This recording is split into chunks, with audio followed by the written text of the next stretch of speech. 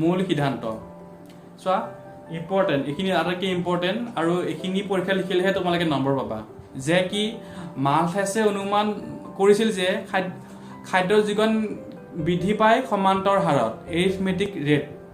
যেনে কি 1 2 3 4 5 6 7 8 9 মানে কি এক যোগ কৰি গৈছে একৰ লগত এক যোগ কৰিলে 2 হ'ব 2 লগত এক যোগ কৰিলে 3 হ'ব 3 লগত এক যোগ কৰিলে 4 হ'ব আৰু এনেদৰে কি হয় খাদ্যৰ যোগান বৃদ্ধি পায় মালথাছে কৈছে এতিয়া চাই লওঁ হা জনসংখ্যা কেনেদৰে বৃদ্ধি পায় মালথাছে কৈছে যে জনসংখ্যা বৃদ্ধি পায় গুণোত্তৰ গুণ মানে কি পূৰণ কৰা বা জ্যামিতীয় হাৰত যেনে কি 1 2 4 8 16 32 64 128 256 মানে কি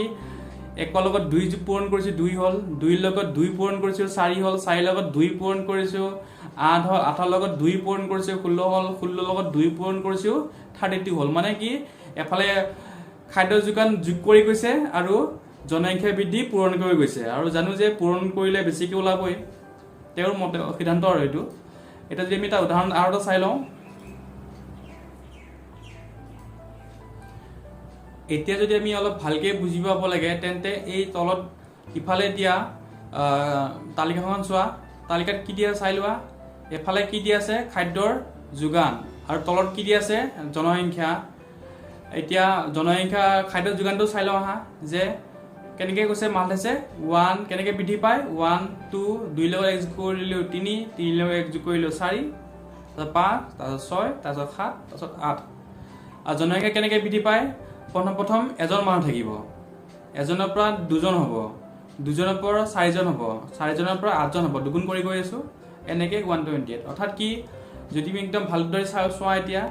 যেতিয়া এজন মানুহ আছিলে খাদ্য যোগান কিমান আছিলে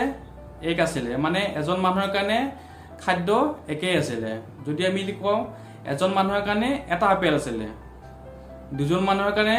দুটা আপেল আছিলে কিন্তু মানুহ যেতিয়া 4জন হ'ল তেন্তে আপেল কেইটা থাকিল 3টা মানে কি কেইজন মানুহৰ কাৰণে আপেল নাথাকিলে এজন মানুহে খাব নাপালে আপেলটো তাৰপিছত চাই লওঁ যেতিয়া মানুহ 8জন হ'ল তেতিয়া আপেল কেইটা হ'ল 4টা হ'ল অৰ্থাৎ কি 4জন মানুহে আপেল খাব নাপালে অৰ্থাৎ খাদ্য খাব নাপালে তাৰপিছত যেতিয়া আমি একদম লাষ্টত চাওঁ যেতিয়া জনসংখ্যা 128জন হ'ল খাদ্য কিমানজনৰ কাৰণে আছিলে বা আপেল কিমানজনৰ কাৰণে আছিলে অকল 8জনৰ কাৰণেহে আছিলে বুজি পালা এইটো হ'ল এটা ভয়ংকৰ পৰিস্থিতি যিটো আমি বৰ্তমান সময়তো আমি দেখা পাই আছোঁ যে মানুহৰ জনসংখ্যা বৃদ্ধি হৈছে কিন্তু তাৰ তুলনাত খাদ্যৰ যোগান সিমান বৃদ্ধি হোৱা নাই ঠিক আছে এইখন টেবুল আৰু এই সূত্ৰটো ইম্পৰ্টেণ্ট আৰু এইটোৰ ওপৰত ভিত্তি কৰিয়ে তোমালোকে নম্বৰ পাবা পৰীক্ষাত যদি বুজি পাইছা আমি নেক্সট পেজটো চাওঁ